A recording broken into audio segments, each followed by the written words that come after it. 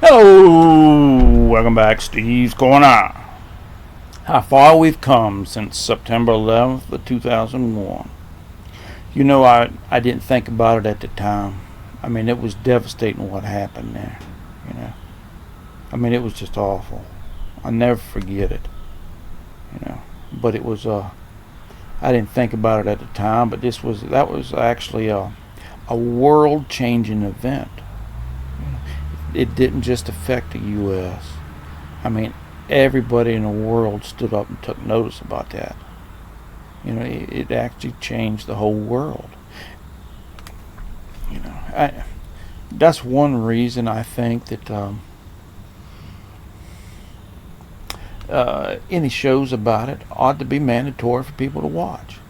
Not necessarily the planes hitting towers or the Pentagon or whatever. It's the good that come out of it. It's the way we were 22 years ago as a world. Where people would pull together, was looking out for everybody else. Not so much self-centered like we are now. We've got a whole generation that has grown up since then. They don't know nothing but strife and war and economic troubles and everything else. They have no concept of how it was before the towers came down, or that immediate time right there around that. People standing in line to give blood. The daggone the boat lift that happened. We took more people off of that island by boat than it was the biggest boat rescue in the history of the world. It was even bigger than Dunkirk.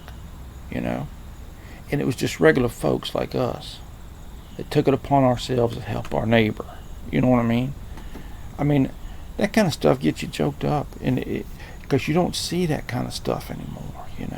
How about that place up in Canada? I don't remember the name of the town, but there was a plane or a couple of planes that had gotten diverted to that town, and then people up there housed, clothed, fed people off of them planes. Didn't care where they were from, what country, because all the planes were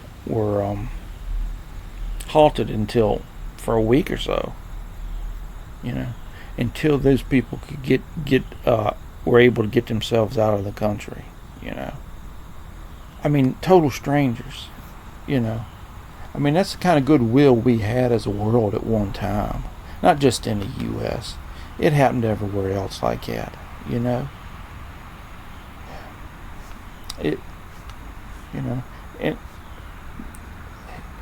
It's hard to believe we've come to the point now, after something like that, at how everybody was pulling together as one,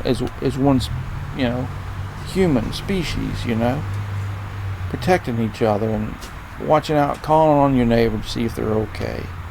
To where we've come now, where every little bitty word upsets everybody.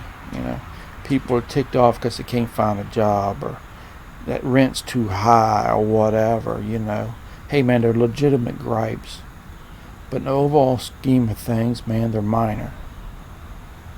I think in 100 years, historians are going to look back and look at September 11th and see that as the turning point of where the world turned sour at. We might have been heading that way for decades beforehand, but that moment was after that, the whole world just changed. It seems like to me, These smash and grab robberies we have. Hey man, I don't remember any of that before that. People seem to be more entitled to things now. You look at these 22-year-olds growing up now. I mean, that's all they've known: war and destruction. Then we had them financial crises, and we're going through tough times now. They don't know how good it was. They think this is normal. And that's sad. I can see why they would pull for something a little different. I don't know. It's upsetting to me. But I think all them good stories, the boat lift, them Canadians making everybody in the world feel welcome where they were at, taking care of them, providing everything for them, toothbrushes, toothpaste. Hey man, your little basic everyday essentials. That means the world to them people, you know. I think that kind of stuff ought to be showed and talked about every daggone day, be honest with you. It might help in changing people's attitudes towards their neighbor. It might tend to help them see things in a bigger scale other than just this me crud, you know. I don't know. But I think that's one way we can turn things around a little bit. You know, it don't hurt to be a little bit patriotic and proud of your country. You know, it don't hurt. There ain't a darn thing wrong with it. You know, I'm to the point right now that if something like that was to happen again, I don't know that we could pull together as a human race to, you know, to pull out of it. I don't think the U.S. could. I don't think we could come together again. You know, Pearl Harbor was the same kind of thing. It was the glue that held everybody together. You know what I mean? I don't think today we could defeat the Nazis. I don't think we're strong enough as a country to do it mentally. You know, I don't think we have the will to do it because everybody's out for themselves nowadays, and there's no law and order. Therefore, you have no actual civility, no country.